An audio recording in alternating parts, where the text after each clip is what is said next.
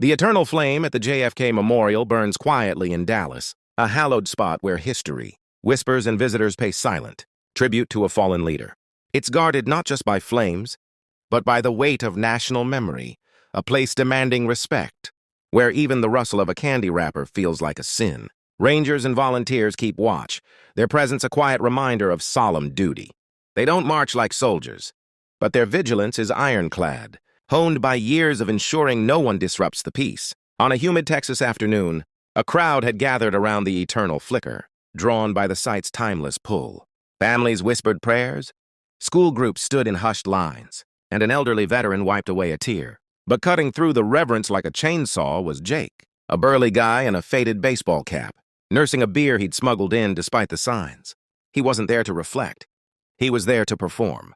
Slouched against a pillar, he belched loudly, cracked open another can with a hiss, and started heckling the group. "This flame's faker than my ex's tears," he bellowed, drawing eye rolls and shushes from all sides. A mother covered her kid's ears as Jake launched into a tirade of crude jokes about presidents and politics, his voice echoing off the marble like gunfire in a library. The crowd shifted uncomfortably, but Jake thrived on it, swigging his drink and spilling foam on the sacred stone. When a ranger approached to politely remind him of the no-alcohol rule, Jake's face twisted into a sneer. "Mind your own damn business, tree hugger," he spat, flicking his can toward the ranger's boots. The ranger, a wiry woman named Maria with 15 years on the job, didn't blink. Her training wasn't about fists, it was about de-escalation, preserving the site's dignity without a scene. But Jake, red-faced and reeking of cheap lager, wasn't backing down. He lurched forward, shoving Maria hard enough to make her stumble, his meaty hand connecting with her shoulder like a battering ram. "Get out of my way!" he roared, the crowd gasping as the moment shattered the silence. Time slowed.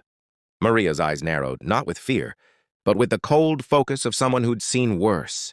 In a blur of motion, her training surged alive, a swift pivot, a precise elbow strike to his solar plexus, followed by a leg sweep that sent Jake crashing onto the pavement. His beer can exploded on impact, suds spraying like confetti, and he let out a guttural wheeze, clutching his gut as the wind left him. The shove had crossed the line into assault on a federal employee, and Maria's response was textbook self-defense, measured, effective, and over in seconds. Sirens wailed almost immediately. Park police swarmed the scene, cuffing a dazed and sputtering Jake while he babbled excuses to his phone's camera. "It was just a push, man.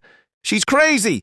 But the crowd had other ideas. Phones were out, videos capturing every sloppy second, from his drunken rants to his inglorious sprawl.